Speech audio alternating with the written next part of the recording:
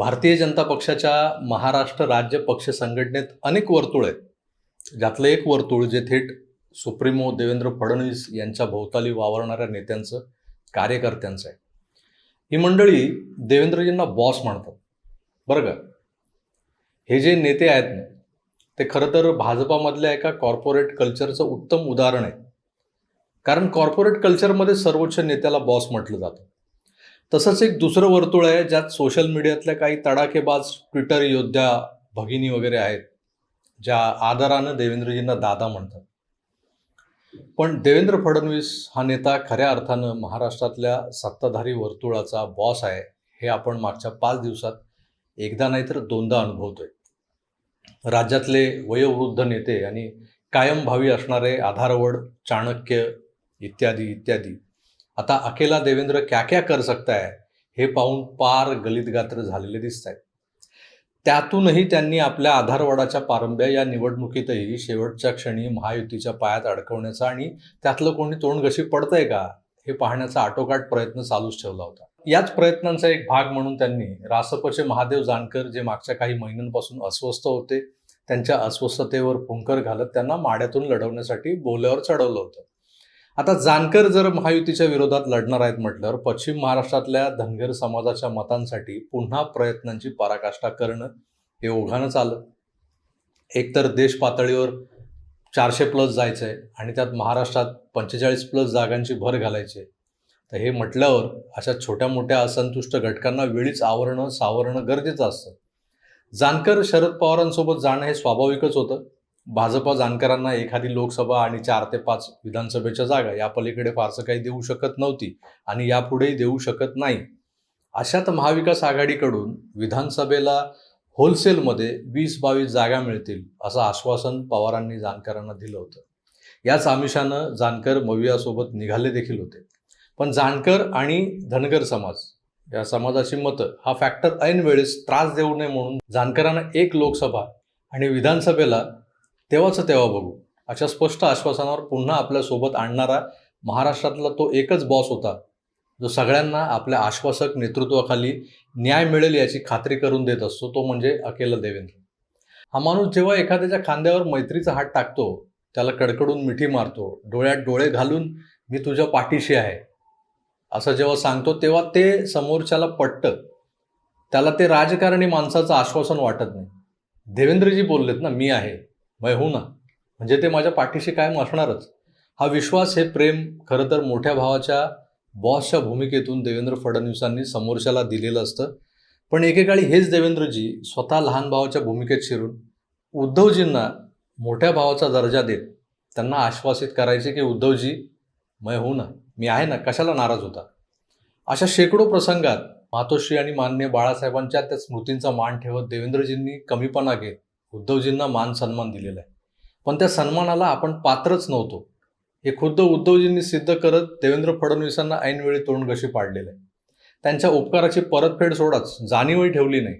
आता या कटुतेनं पुढची सारी समीकरणं बदलली आणि बिघडली. आपल्याला तर हे सगळं माहीतच आहे, हा इतिहास. पण त्यातून झालं काय, तर उद्धवजींनी छोट्या भावासारखा एक जवळचा मित्र मात्र कायमचा गमावलाय. आज हे सगळं देवेंद्र पुराण मी पुन्हा का उगाळतोय, तर कालही या बॉसनं असाच एक मास्टर स्ट्रोक मारलेला आहे आणि यावेळी त्यांनी आपल्या अजून एका जवळच्या मित्राची पद सांभाळली. काय आहे सारं प्रकरण यावरच थोडक्यात बोलणार आहे. तेव्हा कुठेही जाऊ नका आणि पाहत राहा आपलं आवडतं YouTube चॅनल आकार DG9.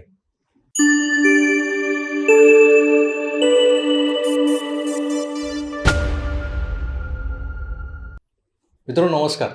अकेला देवेंद्र हा एकट्यानेच कसे 12 वाजवतो हे वारंवार सिद्ध झालेलं असताना सध्याच्या निवडणुकीच्या धामधुमीच्या काळात सेना भाजपा युतीतल्या तिसऱ्या भेडूच्या म्हणजे अजित पवारांच्या राजकीय इभ्रतीला धक्का लागेल असा पेच प्रसंग बारामती लोकसभा मतदारसंघात उद्भवला होता. सुप्रिया सुळे विरुद्ध सुनेत्रा पवार हा सामना वरवरचा असला तरी खरा सामना हा शरद पवार विरुद्ध अजित पवार असाच रंगणार होता. आणि इथून सुप्रिया सुळेंचा पराभव म्हणजे शरद पवारांच्या राजकारणाला पूर्ण विराम लावणं असाच या पराभवाचा सरळ अर्थ होता. आणि या पराभवासह महायुतीला एक जागा मिळणं म्हणजे मोदींचे हात बळकट करणं असंही म्हटलं जात होतं. पण या चुरशीच्या लढतीत एक वेगळं समीकरण मांडत पुरंदरचे माजी आमदार विजय बापू शिवतारेंनी प्रवेश केला. विजय बापूंचा अपमान नाही केला अजित पवारांनी, अपमान केलाय पुरंदरच्या स्वाभिमानी जनतेचा. तू कसा निवडून येतो तो पाहतो. आता त्याचा बदला घेण्याची वेळ आहे. उद्या 2-4 दिवसात जे काही जाहीर होईल त्यावेळेस मी सांगेन. 6,86,000 मतदान पवारांचं आहे आणि 5,80,000 मतदान पवार विरोधकांचं आहे. तुमचं आमचं सगळ्यांचं. 686 मध्ये 2 लाख होतील आणि 580 मध्ये एकटा विजयी शिवसेना. पवारांकडे 6,80,000 मतं आहेत, पवारांच्या विरोधात 5,20,000 मतं आहेत. पण आता 2-2 पवार लढत असतील तर त्यांची मतं जी 6,80,000 आहेत ती समसमान किंवा असमान कशी आपापसात विभागली जाणार आणि विरोधातल्या 5.25 लाखाचा लाभार्थी हा सहज जिंकून येणार, हा साधा हिशोब मांडत बापू शिवतारेंनी इथून अपक्ष लढायला आपला शड्डू ठोकला. बापूंच्या मते बारामती काय पवार खानदानाची पर्सनल प्रॉपर्टी आहे काय? प्रश्न रास्त आहे. नेहमी पवारच इथून निवडून द्यायला बारामतीच्या लोकांना काय पवारांनी विकत घेतलंय का? तर हे असे मुद्दे मांडत बापूंनी बारामतीच्या लढतीला एक वेगळाच अँगल दिला.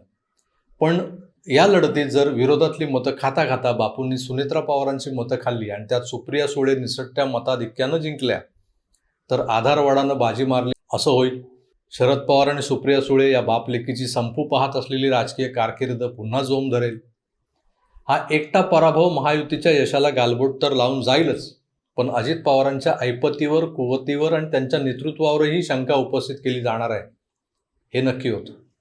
जो आपल्या मुलाला निवडून आणू शकत नाही, आपल्या बायकोला निवडून आणू शकत नाही, त्या नेत्याच्या हातात पक्ष किंवा राज्य कसं काय बरं सोपवायचं असा प्रचार शरद पवार गटाकडून मग तीव्रतेने झाला असता.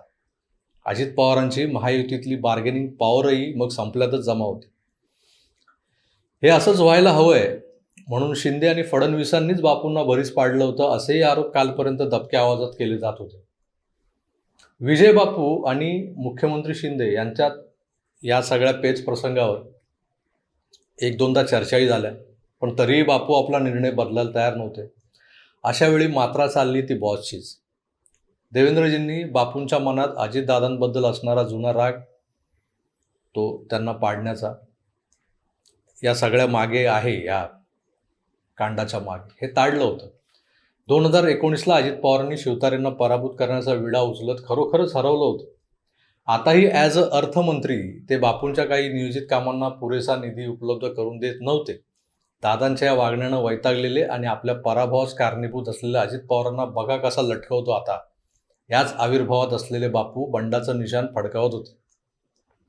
प्रसंगी ते शिवसेना सोडायलाही तयार झाले होते. अशा या मनस्वी माणसाच्या मनात जे काय होतं, जो राग धुमसत होता, त्या रागातूनच बापू माघार घेत नव्हते. पण बापूंच्या रागामागची खरी दुखती नस, दुखती रग देवेंद्रजींनी हेरून त्यावर उपाय घडवून आणला. अजित पवारांचा पराभव होण्यानं महायुतीचं नुकसान तर होतंच, पण अजित पवारांचीही राजकीय कारकीर्द संपवायला हा पराभव कारणीभूत ठरला असता.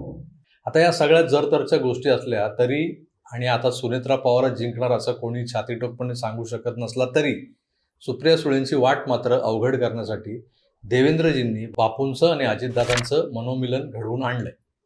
बापूंच्या पुरंदर विमानतळाच्या स्वप्नवत प्रकल्पाला आता गती मिळणार आहे. जेजुरीतल्या पर्यटन विकासाला पुरेसा निधी मिळणार आहे आणि विधानसभेला बापूंच्या प्रचाराला त्यांना मागच्या निवडणुकीत पाडणारे, सांगून पाडणारे अजित पवार हे स्वतः जातीनं येणार आहे. हे विळा भोपळ्याचं सख्य कुणी जुळवलं असेल तर बॉसने, कारण बॉस अखेर बॉस होता. शिवतारेंच्या अपक्ष उमेदवारीनं सुप्रिया सुळे आनंदल्या होत्या. त्यांच्या आनंदावर विरजण टाकत आधारवाडांना कात्रजचा घाट दाखवलाय तो बॉसने. या असल्या दोघांमधल्या वादात समेट किंवा दिल जमाईसाठी जो मध्यस्थ लागतो तो वजनदार असावा लागतो. त्याचं वजन हे दोन्ही वादी प्रतिवादींना मान्य असावं लागतं, तेव्हाच हे घडतं.